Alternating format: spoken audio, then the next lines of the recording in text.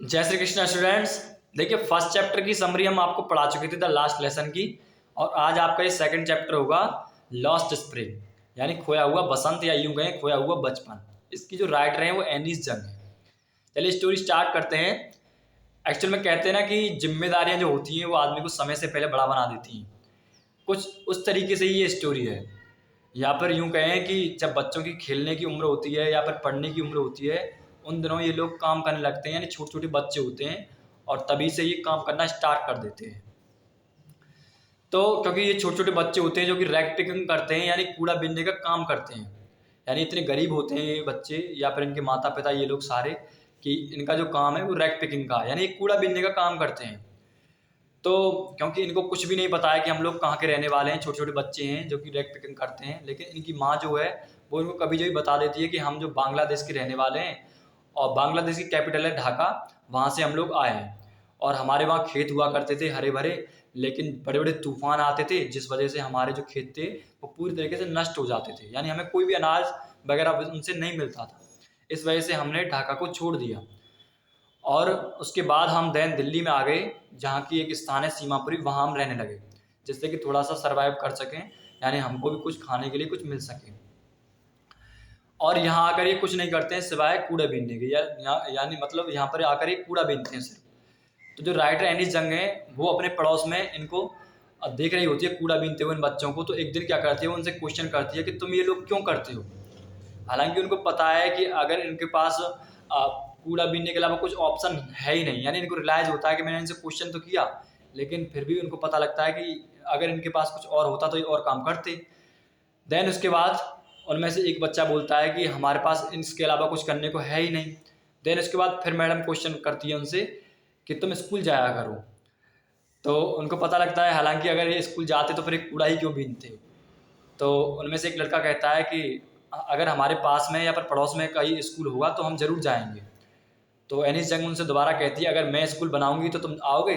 तो वो कहता है हाँ बिल्कुल ज़रूर, हंस के जवाब देता है कि हाँ बिल्कुल ज़रूर आऊँगा।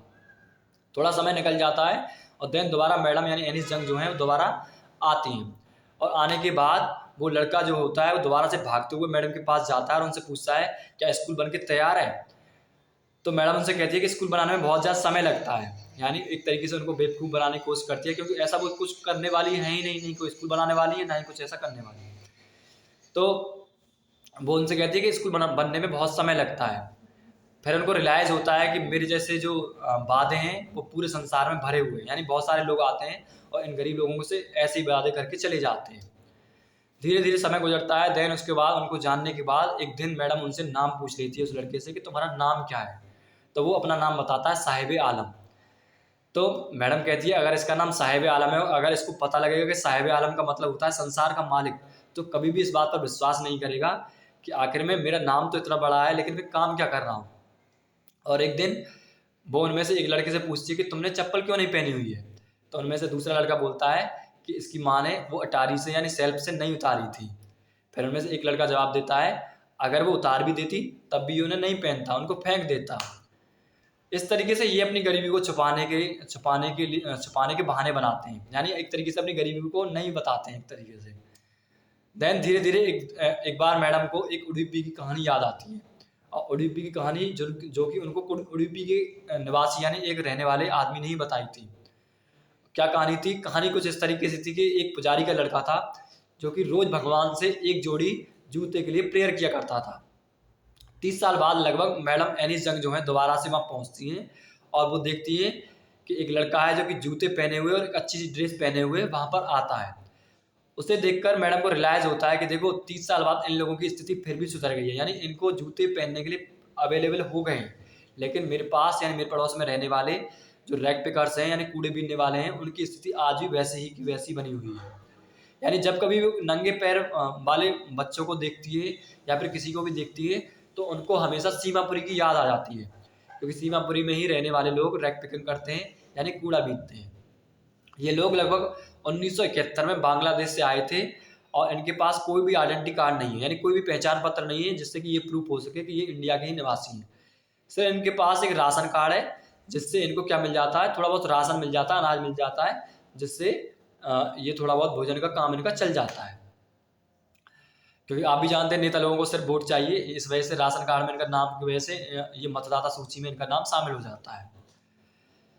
कभी कभी इनको क्या होता है, 1 रुपये मिल जाता है कूड़ा बीनते समय, कभी 10 रुपये मिल जाता है, तो इनकी उम्मीद और ज़्यादा जग जाती है कि शायद कुछ और मिल जाए। इसलिए इनके लिए, बच्चों के लिए कूड़ा बीनने का मतलब ये है कि आश्चर्य से लिपटी हुई कुछ चीज़ें, यानी कुछ ना कुछ इनको जरूर मिलेगा, इनको उम्मीद हो जाती है।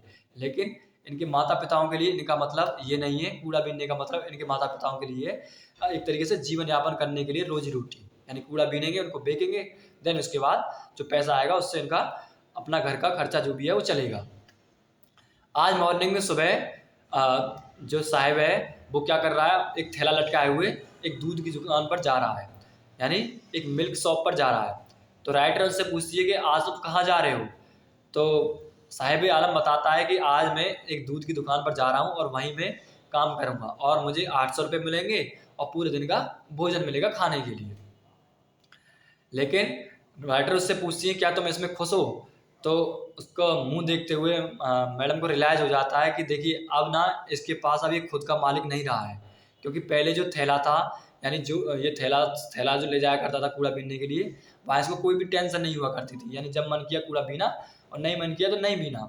लेकिन अब ये दूसरे के यहाँ काम कर रहा है तो उसके नीचे इसको काम करना पड़ेगा।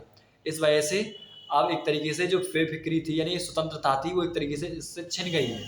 यानी अब जो है साहेब, अब वो खुद का मालिक नहीं रहा है, यानी अब वो किसी के नीचे काम करने लगा है। इस तरीके से ये कहानी यही खत्म होती है। देन उसके बाद मैं उम्मीद करता हूँ आपको जरूर समझ में आई होगी। अब आप चैप्टर पढ़ेंगे तो आपको जरूर ये समझ में आएगी। नेक्स्ट टाइम हम आपको सेकंड इसका जो स्टोरी है वो समझा रहे होंगे। धन्यवाद। जय श्री कृष्ण।